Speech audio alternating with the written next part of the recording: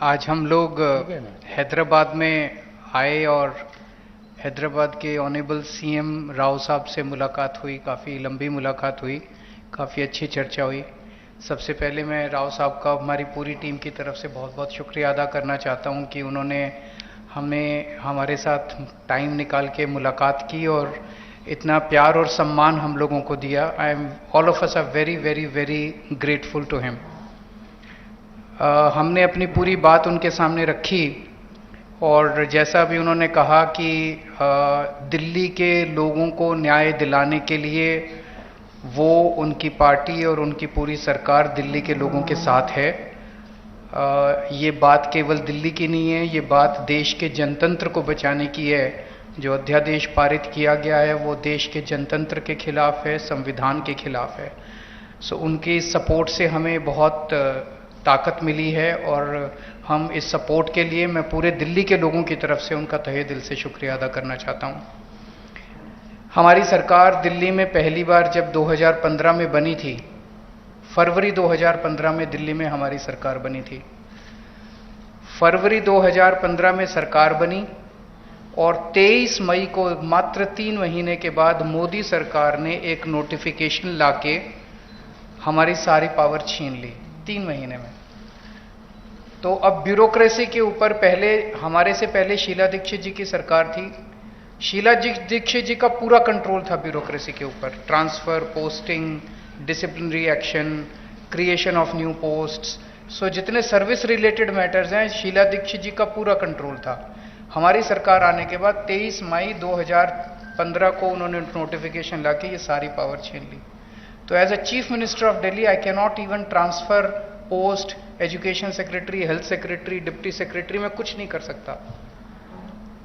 वो सारी पावर छीनने के बाद 8 साल तक दिल्ली के लोगों को उन्होंने अपंग करके रखा। हम दिल्ली के लोग 8 साल तक कोर्ट दर court, high court, supreme court लड़ते रहे। 8 साल की हमारी लड़ाई के बाद 11 मई को, अभी पिछले कुछ दिन पहले, सुप्रीम कोर्ट की संविधान कॉन्स्टिट्यूशन बेंच ने, 5 जजों ने मिलकर 5-0 से दिल्ली के लोगों के हक में फैसला दिया। 8 साल की लड़ाई के बाद दिल्ली के लोगों को न्याय मिला कि उनकी चुनी हुई सरकार को काम करने का अधिकार मिला। हमें 8 साल लग गए उस नोटिफिकेशन को कैंसिल कराने में और न्याय लेने में।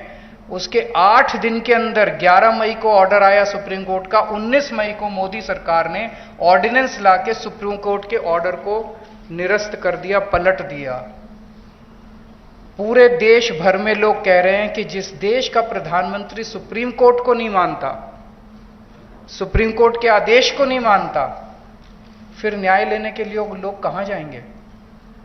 अगर देश का प्रधानमंत्री कहता है कि मैं सुप्रीम कोर्ट के आदेश को नहीं मानता और कानून लाके वो आदेश को पलट देता है, तो फिर तो न्याय के लिए कोई जगह नहीं बच जाती है। कहां जाएंगे फिर लोग न्याय लेने के लिए? फिर तो कोई अंतिम चीज ही नहीं है। वो प्रधानमंत्री जी कहते हैं मैं नहीं मानता सुप्रीम कोर्ट को, ऐसे देश कैसे चलेगा? ये तो बिल्कुल गलत है। अब ये अध्यादेश लाके वापस सारी पावर छीन ली। तो एक तरह से, जैसे अभी राव साहब ने बिल्कुल सही बोला, ये अध्यादेश दिल्ली के लोगों का अपमान है, घोर अपमान है। एक तरह से प्रधानमंत्री जी ये कह रहे हैं कि तुम जो मर्जी सरकार चुनो, मैं उसको काम नहीं करने दूंगा। तो दिल्ली के लोगों को चैलेंज कर रहे हैं प्रधानमंत्री मोदी जी कि तुम जो मर्जी सरकार चुनोगे, मैं काम नहीं करने दूंगा। और ये बात केवल दिल्ली के लोगों की नहीं है, पूरे देश में हम लोग देख रहे हैं कि अगर किसी राज्य के अंदर लोग नॉन बीजेपी गवर्नमेंट बना देते हैं तो उसको काम नहीं करने देते। या तो 3 तरीके अपनाते हैं, या तो वहां पे एमएलए खरीद लेते हैं दूसरी पार्टी के, सरकार गिरा देते हैं। कितना हमने देखा, कितनी जगह पे देखा, एमएलए खरीद के सरकार गिरा देते हैं। या एमएलए तोड़ लेते हैं, ईडी भेज के, सीबीआई भेज के, डरा के एमएलए तोड़ लेते हैं, सरकार गिरा देते हैं। या फिर ऑर्डिनेंस ले आते हैं गवर्नर के जरिए, गवर्नर का गलत इस्तेमाल करके सरकार को तंग करते हैं। जैसे आप लोगों के गवर्नर आपके बिल नहीं पास होने देते, काम नहीं करने देते उन लोगों को। तो इस तरह से मैसेज ये है कि अगर कोई भी राज्य के लोग नॉन बीजेपी सरकार बनाएंगे तो हम उसको काम नहीं करने देंगे, सरकार तोड़ देंगे। ऐसे देश नहीं चल सकता। ये तो बहुत खतरनाक स्थिति है पूरे देश के सामने। मैं जो पूरे देश भर में घूम रहा हूं समर्थन मांगते हुए, मैं केवल अपने लिए समर्थन नहीं मांग रहा, मैं देश के संविधान के लिए और देश के जनतंत्र के लिए समर्थन मांग रहा हूं। आप